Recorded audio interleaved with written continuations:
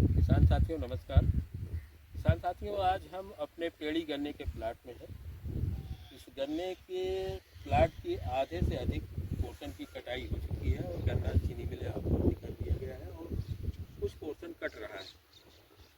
किसान साथियों, इस खेत की जुताई भी कर दी गई है और गेहूँ की बुआई जो है करने जा रहे हैं। ये गेहूँ का बीज है, इसमें थोड़ा सा मिट्टी मिलाया है। और दूसरी चीज़ ये है किसान साथियों, इसके साथ में हमने जो है माइकोराइजा जो एक जो है बायो फर्टिलाइज़र है।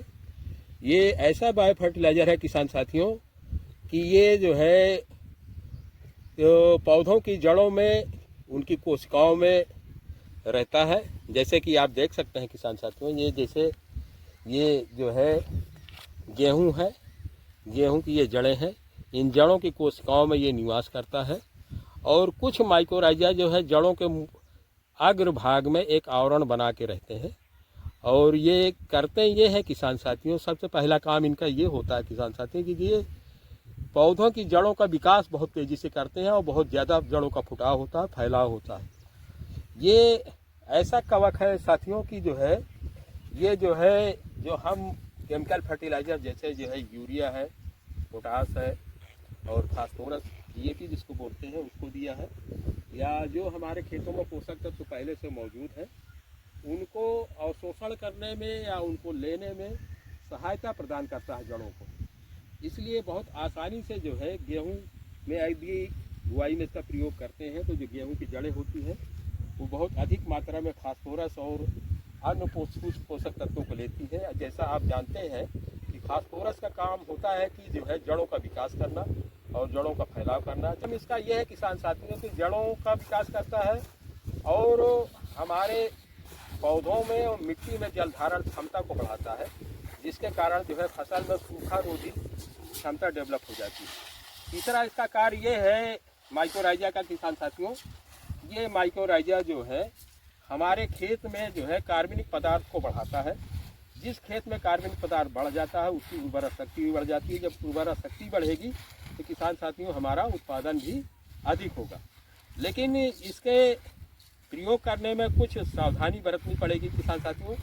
जैसा कि आप जानते हैं कि कुछ दो तीन फसलें ऐसी हैं जैसे सलजम है, फूल गोभी है, सरसों है, इसका जो है प्रयोग कतई मत करिए, क्योंकि फूल गोभी, सलजम और जो है सरसों की जड़ों में ऐसा सराव होता है जो एंटी फंगल होता है और इसके असर को बेअसर कर देता है।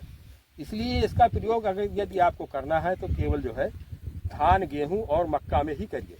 इस टाइम चूँकि गन्ना कट रहा है, गन्ना कटने के बाद किसान भाई गेहूँ लगा रहे हैं, इसलिए जो है गेहूँ की बुआई में इसका प्रयोग अवश्य करिए। बहुत अच्छा परिणाम देगा ये किसान साथी। माइकोराइजा का प्रयोग करेंगे तो रोग रोधी क्षमता डेवलप हो जाएगी। इसके बाद जड़ों का विकास होगा, जड़ों की बढ़वार होगी तो गेहूं का पैदावार 15-20% अवश्य बढ़ जाएगा। दूसरी चीज़ ये किसान साथियों बताना चाहता हूं कि ट्राइकोडर्मा और माइकोराइजा में अंतर क्या है। किसान साथियों जो है ट्राइकोडर्मा जो हमारा है ये फफूंदी नाशक दवा है जो मृदा जनित रोगों को दूर करता है। इसका प्रयोग हम दलहनी फसलों में, गन्ना में, धान, गेहूं में कर सकते हैं। तो जो है ये ट्राइकोडर्मा ऐसा जो है बायो फर्टिलाइज़र है जिसमें कवक होते हैं। ये जो है जड़ों के आवरण में रहता है, जड़ों के आसपास रहता है, भूमि में माइक्रोब इसके रहते हैं और जो है एंटी फंगल होता है, जिसके कारण गन्ने में अगर इसका प्रयोग करते हैं तो रेड राट जैसी बीमारी नहीं आती है, विल्ट जैसी बीमारी नहीं आती। इसी तरीके से जैसे चना मटर में भी अगर प्रयोग करते हैं, दलहनी फसल में या अरहर में प्रयोग करते हैं तो विल्ट जैसी बीमारी नहीं आती। बीज जनित बीमारियां जैसे किसान साथियों की रस्ट है, उसका इसका भी अगर प्रयोग करते हैं तब भी इसमें जो है नहीं आता है।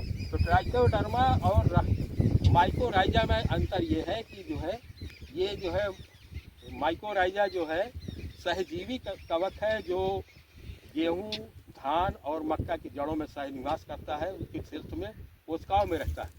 जबकि जो है ट्राइकोडर्मा जो है बाहर जड़ों के आवरण के पास रहता है, भूमि में रहता है और एंटी फंगल काम करता है, कीटनाशक मतलब जो है जो फफूंदी नाशक दवा के रूप में काम करता है। दोनों में अंतर है किसान साथियों।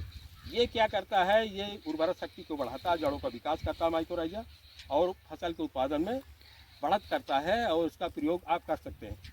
तो किसान साथियों, मेरा सभी लोगों से अनुरोध है, यदि गन्ने की बुआई करते हैं तो उसमें ट्राइकोडर्मा का प्रयोग करिए, और गन्ना कटने के बाद अगर गेहूँ की बुआई कर रहे हैं तो माइक्रोराइजा का प्रयोग कर सकते हैं।